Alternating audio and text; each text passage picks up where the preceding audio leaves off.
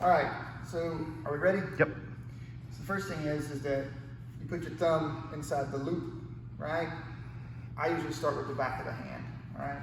So Jennifer's gonna put her thumb in the loop, all right? Start with the back of the hand. She wants to keep the fingers wide, right? And what does that hand wrap really do is it just provide support to the wrist and to the metacarpals in the back, right? So it doesn't need to be like so tight that you can't close your hand. I typically do 1 or 2 wraps in the wrist, then 1 or 2 wraps across the hand. All right, now once you get the base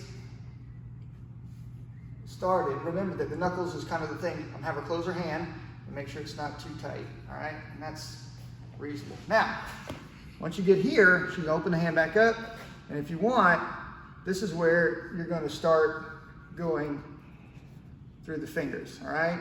So I wrap around the thumb to the finger, right? You gotta keep that thing wide. And if you fold it, that's also okay.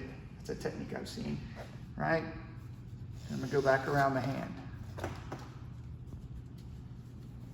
All right, when I come back over this way, let's go ahead and do one more around the wrist, by the way. I think I got enough to get each finger. Come back up through, fold that over the finger, right? Back around the hand.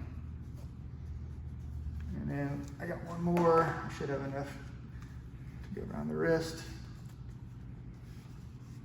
All right, let's go a little higher. All right. So then you got this little bit of excess left, and if I've done it right, you shouldn't have to make a twist. But if I've done it wrong, you just make a twist. Now see how it has Velcro on the outside? And you just do that. If it's wrong, you just make a twist, right? So then it will come out right. For example, I did it intentionally upside down so you could see, but this one came out right. Now, once you get, and you always want this, by the way, down in the wrist. Once you get that good, you tell her to make a fist, all right? It should be reasonably supportive, okay?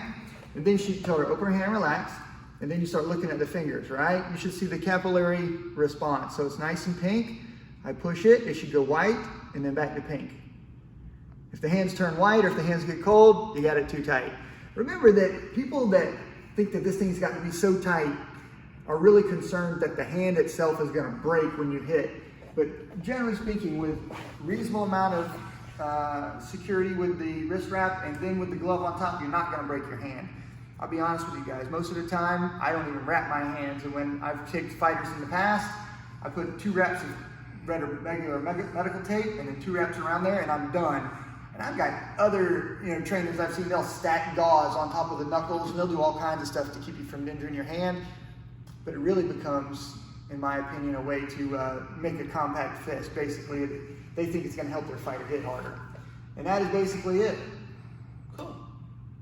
So, Mr. Robinson, if even if they got this hand wrap on, does it mean they can just punch, however they like, or should they still maintain technique? So, great question. I definitely think that we should keep the wrist straight and flat, right? We should keep the hand tight. So if the hand is completely loose or the wrist bends this way, then when we hit, we're still gonna have this kind of effect. The hand can torque one way or the other. The thumb is the one that I see get injured most because the thumb is kind of out. We want to keep that thumb wrapped tight around whenever we're fighting.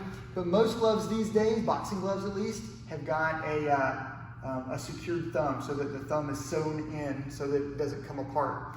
The other thing that I would tell you is that I could put that wrap on my hand and I could put my hand through that wall without a boxing glove and it will not hurt my hand. Wow. So the thing that I'm saying is that it's reasonably secure. We just don't want the bones to expand this way. When we hit and there's all that shock wave, we don't want it to expand, which is typically how people get metacarpal and bone injuries.